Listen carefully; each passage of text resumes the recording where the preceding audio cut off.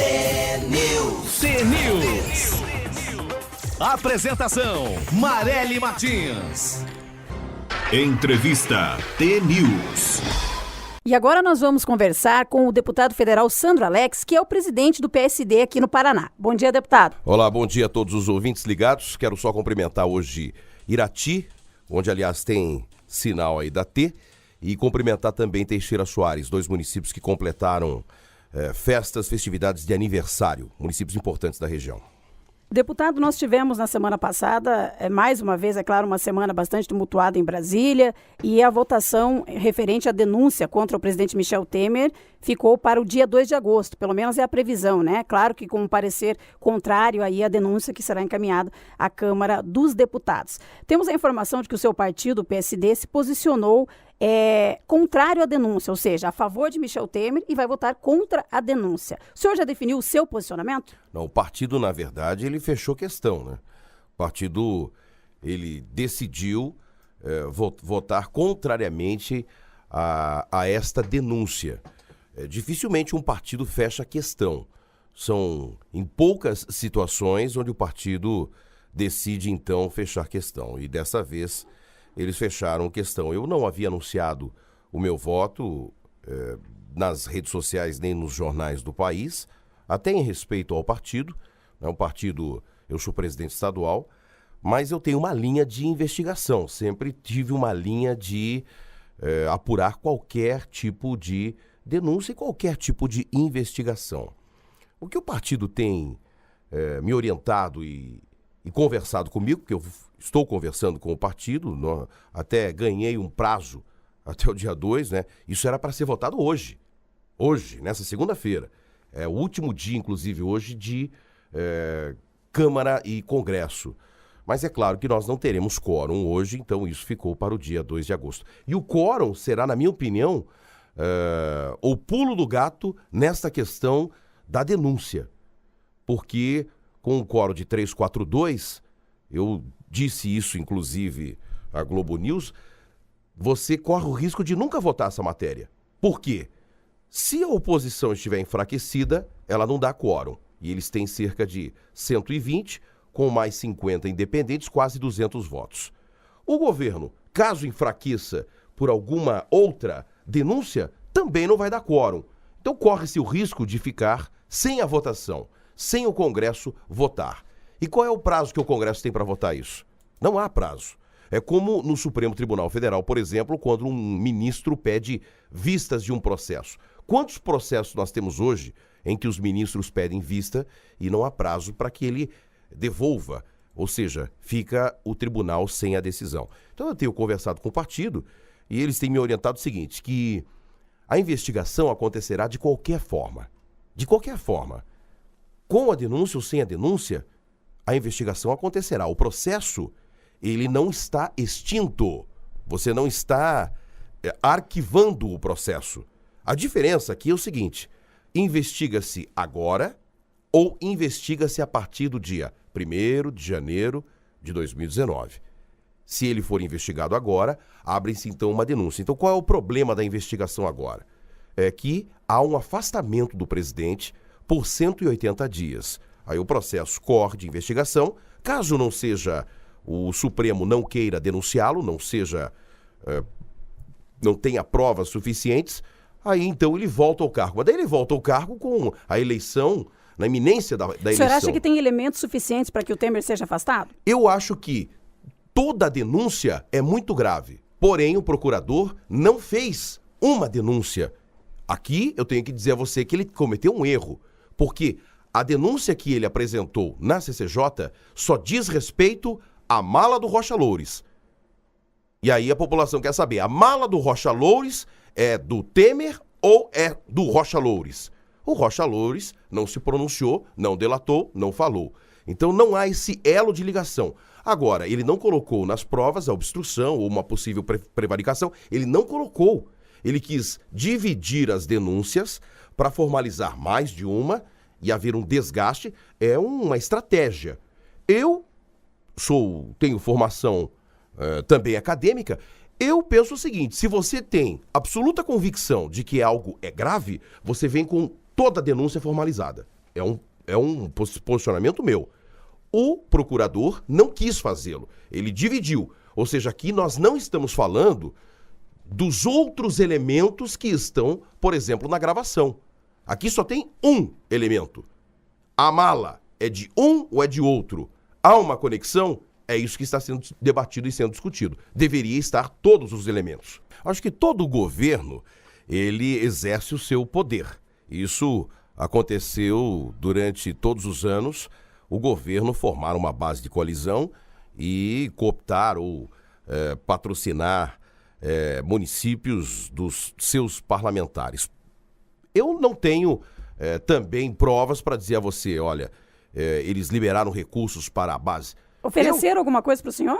Não, eu não tive, durante esse período, inclusive, nenhum empenho. Nem cargo, nem emenda, nada? Eu não tenho cargo, eu já disse isso na T. Mas, por exemplo, a semana passada, o Jornal da Manhã traz aqui, inclusive, emendas empenhadas de um parlamentar da oposição. Ele não foi, por exemplo, capa do domingo passado, com, inclusive, suas emendas empenhadas, ele mesmo anunciando suas emendas empenhadas? Porque as emendas também são impositivas. Chega-se um momento em que essas emendas são pagas, mais cedo ou mais tarde. No ranking geral de emendas empenhadas, divulgado pela Gazeta do Povo, eu estava já, alguns meses atrás, entre os 50 parlamentares com maior número de empenhos. Porque realmente trabalho para levar esses recursos. Mas alguns parlamentares da oposição também conseguiram empenhos. Aliás, todos eles tiveram emendas empenhadas. Agora, que houve uma troca de parlamentares, e aí sim, isso é público e notório, houve uma composição para dar maioria ao governo na CCJ. Isso é correto? Eu penso que quando você faz parte de uma comissão, você deve lá permanecê-la. Esse, inclusive, foi o meu posicionamento na comissão. E no Conselho de Ética, quando o Eduardo Cunha também fez essas trocas, eram mais complicadas. Porque o Conselho de Ética ainda é a única comissão da casa que você tem os seus elementos eleitos. Ou seja, para trocar tem que renunciar. E assim mesmo, Eduardo Cunha fez, mas perdeu. Eu penso que o que importa é o plenário. No caso do Temer, então, deputado, é possível dizer que se ele não tivesse feito esse troca-troca ali na CCJ, a denúncia provavelmente teria sido aceita? Poderia ter sido aceita. Eu não tenho o posicionamento dos parlamentares que foram trocados, se eles eram publicamente contrários, todos eles. Porém, claro que você muda o contexto de um placar se você mudar os seus elementos, é óbvio, né?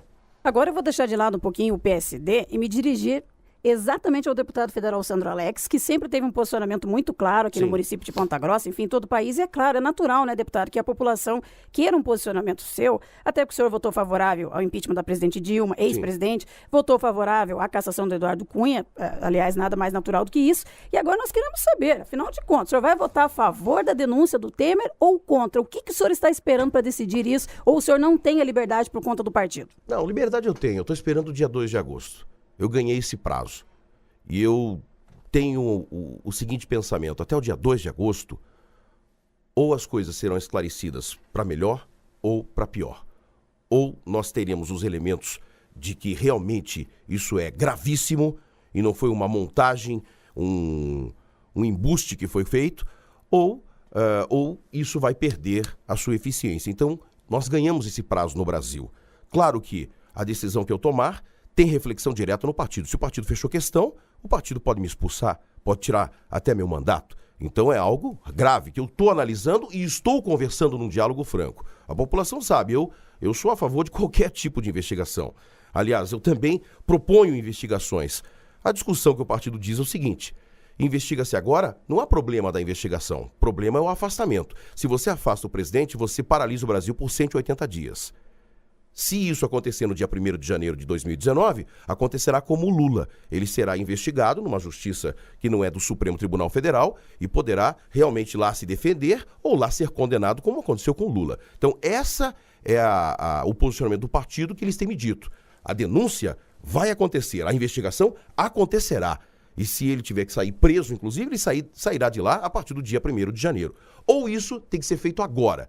O problema é o afastamento. Porque você pode afastar o presidente, o Supremo concluir que não houve nada, e mesmo ele retornando, o Brasil perdeu 1 ano, paralisação do Brasil por 1 ano. Então, essa é a discussão e essa é a reflexão que eu estou fazendo e vou trazer aqui no próximo dia 2 de agosto a resposta. Aliás, então, o senhor esteve aqui, né, logo na sequência que a Procuradoria ofereceu essa denúncia, o senhor mesmo falou que o melhor caminho seria a renúncia do Temer. Seria o melhor caminho. Ou seja, o senhor quer dizer, então, que ele tem que ser afastado. Naquele momento, eu acho que o melhor caminho é o Brasil não paralisar, não parar o Brasil.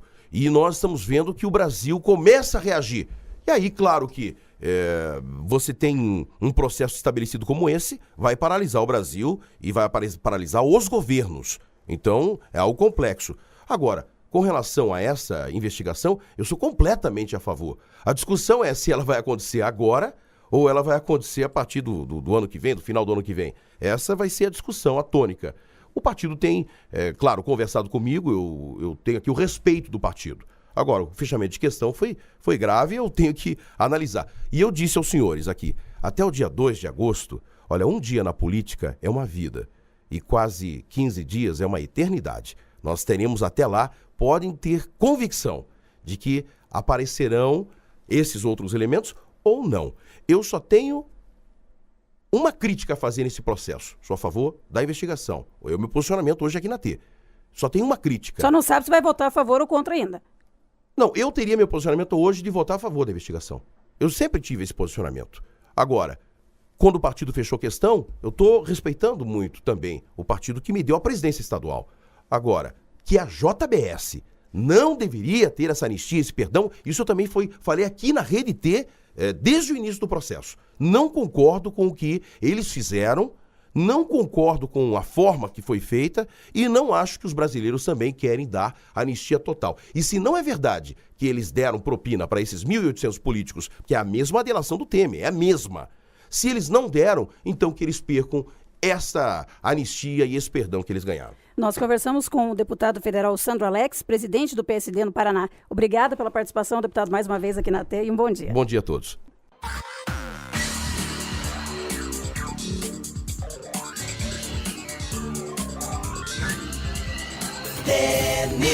T-News.